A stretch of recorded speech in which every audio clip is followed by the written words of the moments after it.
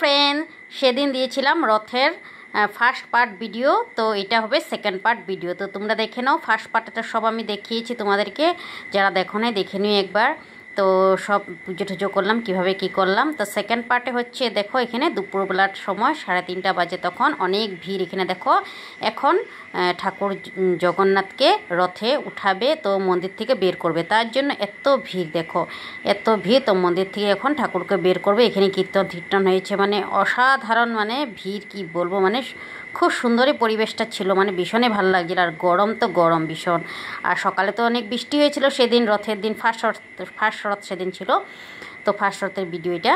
তো সকালে তো অনেক বৃষ্টি হয়েছে, তারপর তো একদম অনেক রোদ দিয়েছে। আর সেই 3:30 বাজে রথ বেরোচ্ছে। আমরা সকাল 11টা না বাজতে গিয়ে পৌঁছে গেছিলাম। তারপর পুজো টুজো করলাম, খাওয়া দাওয়া করলাম, প্রসাদ খেলাম, অনেক কিছুই। তারপরে ঘোরাঘুরি করলাম, মেলাও বসছিল, ওখানে অনেকটা ঘোরাঘুরি করলাম। তারপরে 3:30 বাজে, ঠিক 3:30 বাজে রথ বেরিয়েছিল। তারপরে আমরা রথ বেরিয়ে রথ টেনে তারপরে কিন্তু আমরা বাড়ি আসলাম। তো দেখো এদিকে, দেখো এই দেখো, এখানে এক এক করে এখন সবাই এদিকে মন্দির থেকে আসছে। এখন রথ তোমার জগন্নাথ দেবকে বের করে রথে বসাবে। তো আগের দিকে বাইরে তোমার গাড়ি ওরা বানিয়ে রেখেছে, 3টা গাড়ি, 3টা গাড়িতে তিনজনকে বসাবে। তো সব মিলিয়ে বসাবে এখানে দেখো। তো এই যে, তো এখন দেখো এখানে কীর্তন করে করে ঠাকুরকে বের করা হবে। তো এক এক করে সব, তো দেখো সব এখানে অনেক কীর্তন পার্টিরা আছে। তারপরে অনেক দেখো বোনরা এখানে সেজে দেখো, মানে অনেক সুন্দর পরিবেশ, কি বলবো, মানে ভীষণই ভালো লাগছে। মানে তো সবাই এখানে নাচ টাচ করবে, যেহেতু রথ বাড়াবে, তাই না। আর ভিড়টা দেখো, জাস্ট ভিড়টা তোমরা দেখো, মানে অসাধারণ ভিড়, মানে কি বলবো। এই ভিড়ের মধ্যে মানে যতটুকু পেরেছি আমি ভিডিও করেছি। তারপর আরও রথ টানার সময় আমরা রথ টেনেছি, এগুলোর ভিডিও করতে পারিনি। মানে এতটাই ভিড় ছিল, মানে রথ যেখানে আমরা রশি টেনেছি এখানে মানে এতটাই ভিড় ছিল, মোবাইল আর বের করা সম্ভব হয়ে হচ্ছিল না।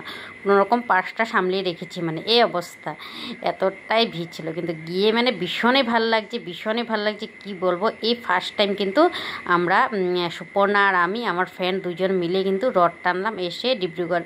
এমনি আমাদের এখানে রথ টেনেছি, কিন্তু ডিব্রুগড় এসে এই যে জগন্নাথ মন্দিরে রথ টানা হয় না, এবার ফার্স্ট টাইম রথ টানলাম, ভীষণই ভালো লাগলো।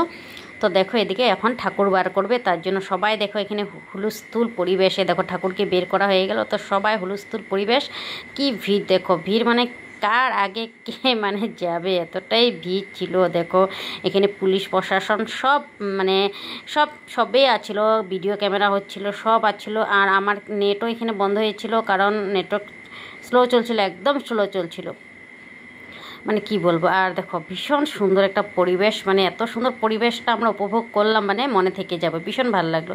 আর তোমার দেখো চারপাশে ভিড়, মানে কি বলবো, দেখো মানে ভিড়ে মানে মানুষ দেখে আমরা মানে কিও দেখো। আর দেখো ঠাকুরকে ধরার জন্য সবাই দেখো উঠে পড়ে লেগেছে, দেখো জাস্ট ভিড় দেখো।